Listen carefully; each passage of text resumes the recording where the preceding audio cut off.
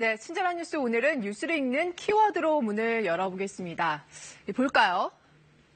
네, 디가우징된 양승태 PC입니다. 양승태 PC는 양승태 전 대법원장의 컴퓨터를 말하는 거겠죠. 그러면 이 디가우징, 이건 무슨 말일까요?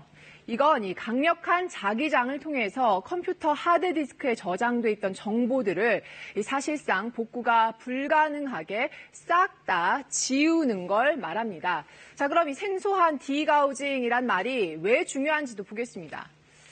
네, 검찰이 사법행정권 남용 의혹 사건을 수사를 하고 있죠. 그런데 이 의혹을 규명할 핵심 물증이 이 법원행정처 컴퓨터 하드디스크입니다. 이 재판거래 시도가 어느 선에서 기획이 되고 또 누구한테까지 보고가 됐는지 이런 걸 밝히기 위해서죠. 이 검찰이 그래서 양승태 전 대법원장 또 박병대 전 법원행정처장의 컴퓨터 하드디스크를 제출해달라고 법원에 요구를 했습니다.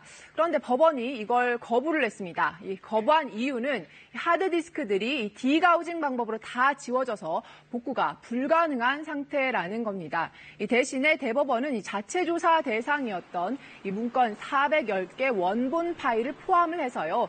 그 일부 자료만 검찰에 넘겼습니다. 이 공무상 비밀에 해당하지 않고 구체적 관련성이 인정된 범위 안에서 제출한 거라고 했습니다.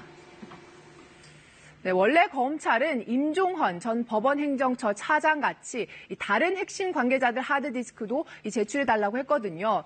이건 근데 훼손이 안 됐는데도 법원이 제출을 거부했습니다.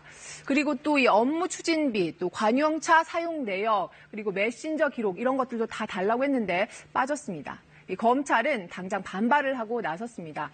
지금 제출된 자료만 가지고 결론을 내리면 어느 국민이 수긍을 하겠냐 이렇게 반문하기도 했습니다. 훼손이 됐더라도 복구가 가능한지 아닌지는 우리가 확인해 볼 테니까 일단 하드디스크를 달라는 겁니다.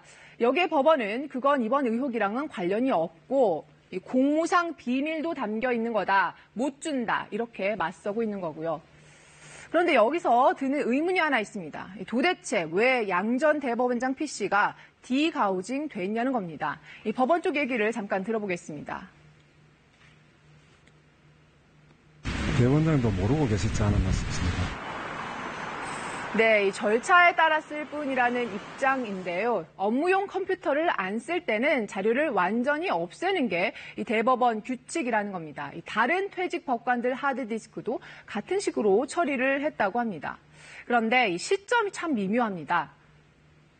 이 양승태 전 대법원장이 퇴임을 한 게 지난해 9월 말이었습니다. 그런데 이 법원행정처가 양 전 대법원장 PC를 디가우징한 게 바로 다음 달인 10월입니다. 이 사법부 블랙리스트 의혹에 대한 1차 조사가 미진하다면서 추가 조사 요구가 빗발치던 때였거든요. 11월에 2차 조사위원회가 시작되기도 전이니까 이 시점에 꼭 이렇게 했어야 됐는지 의문이 남습니다.